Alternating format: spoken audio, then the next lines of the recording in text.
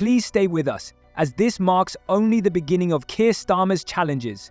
Isabel Oakeshott's startling revelation has shaken the political landscape, throwing the Labour Party into turmoil. Internal disputes are escalating, and public outrage is intensifying daily. If you believed this was the conclusion, you are sorely mistaken.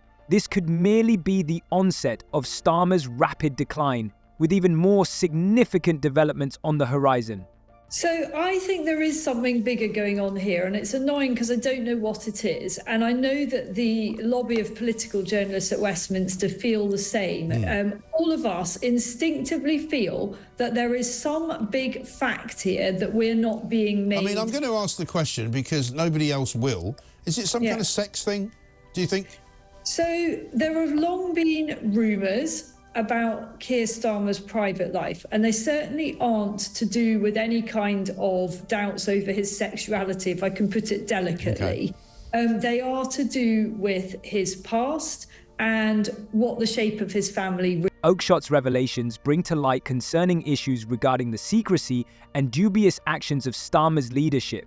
She disclosed alarming information that paints Starmer as someone who is prepared to conceal essential truths, not just from the public, but also from his own party.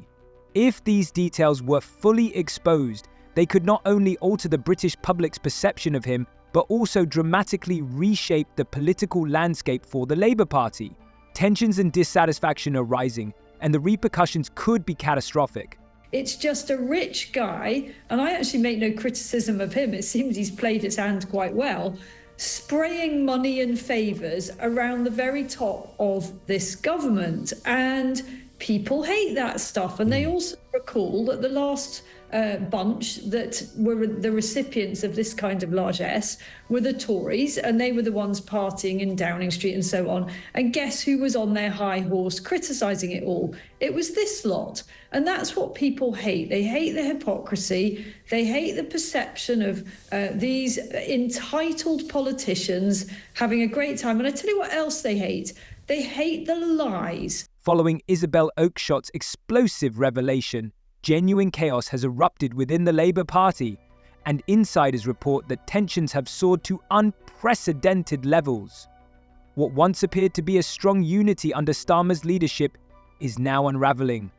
MPs who previously remained loyal are now expressing their discontent in private discussions, while others are fuming with anger, convinced that Starmer's secrecy jeopardizes their political prospects. The situation is escalating, and it remains uncertain what lies ahead for them.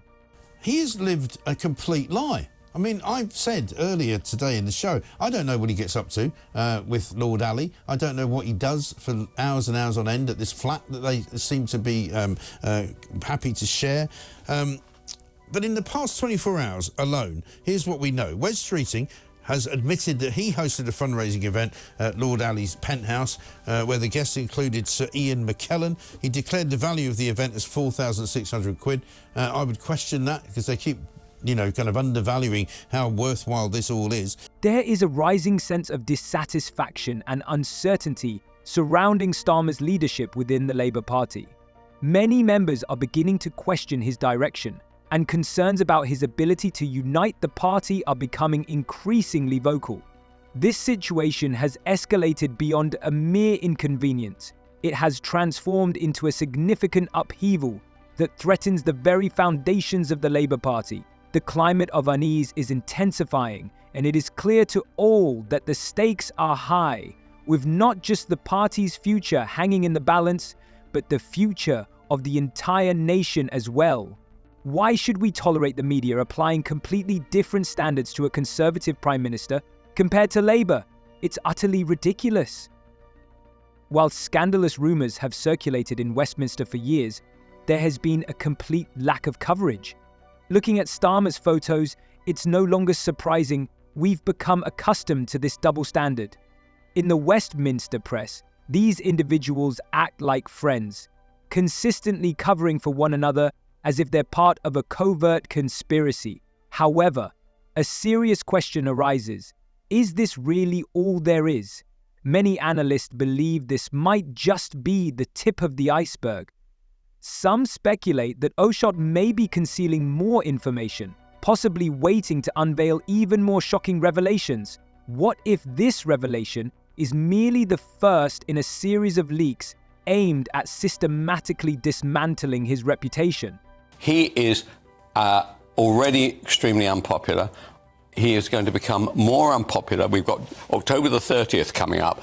I can't think of what shocking shape Labour are going to be in. And the truth about the matter is that they got in because the Conservatives were hated. Yeah. And everything that Labour have done has now reminded everybody why the Tories were in power for 14 years.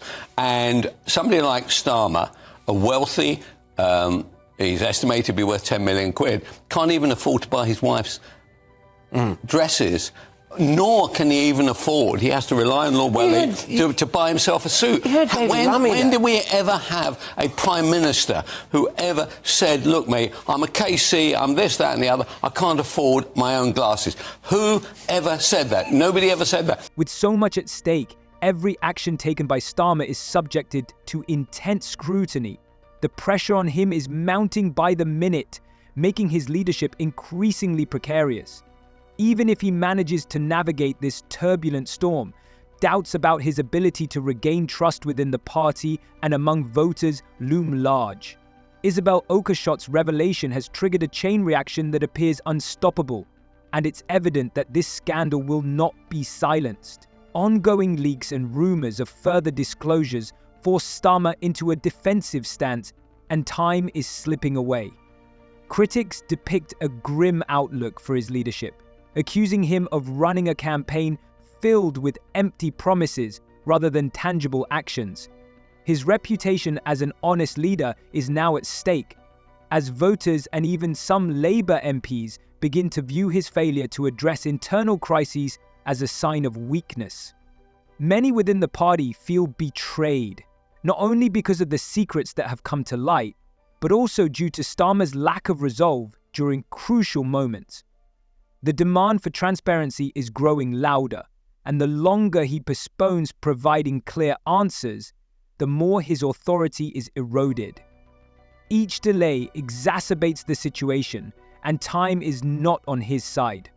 Here, the whole staging of that announcement, that Christmas lockdown announcement, which was made to look as if it came from Keir Starmer's own house, but was in fact filmed in Ali's house.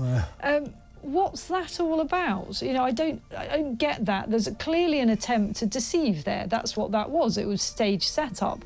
And then as for the weird stay supposedly during GCSEs, I mean, Keir Starmer in his moronic, robotic voice, rich of us wouldn't have done that, all parents would do that. Well, actually, no, they wouldn't. Oakeshott's standing as a strategic planning expert is undeniably formidable, and she has suggested that we are only at the start of something bigger. As for the public, she has no plans to remain in the background. Starmer's popularity is plummeting, causing concern across the board. Polls indicate that Labour is losing support, all amid a rising tide of distrust. A genuine storm of outrage is erupting on social media, with individuals from various political backgrounds boldly asking tough questions and demanding answers. For government, I mean, probably the single greatest problem facing our country, apart from our complete inability to grow the economy, and these two things are linked, is the illegal immigration crisis. Now, if they were so ready for government, how is it that they didn't have any plan of how to stop the boats? And, well, they did have a plan. They were going to smash the gangs, but they seem to have, they don't really say that anymore, so I presume they've given up on that. Instead, they've decided to go and do a deal with the European Union instead, which they never said they would do, because they said they were going to smash the gangs. Everything they've said has turned out to be complete. What else might Starmer be concealing? For many voters, this scandal has evolved from a mere sensation into a genuine crisis, a pivotal moment that could alter everything. The leader who was once seen as a formidable contender for Labour now appears to be a significant liability, and the opposition is eager to capitalise on this opportunity. This scandal has opened the door for Starmer's political adversaries, allowing them to seize power and influence. Figures like Nigel Farage, known for their knack for exploiting political vulnerabilities, have quickly jumped at the chance, positioning themselves as an alternative to the perceived murkiness of the Labour Party. True to form, Farage is acting swiftly and decisively, rallying his supporters and consolidating his influence amid the political turmoil. What do you think about this video? Share your thoughts in the comments. See you.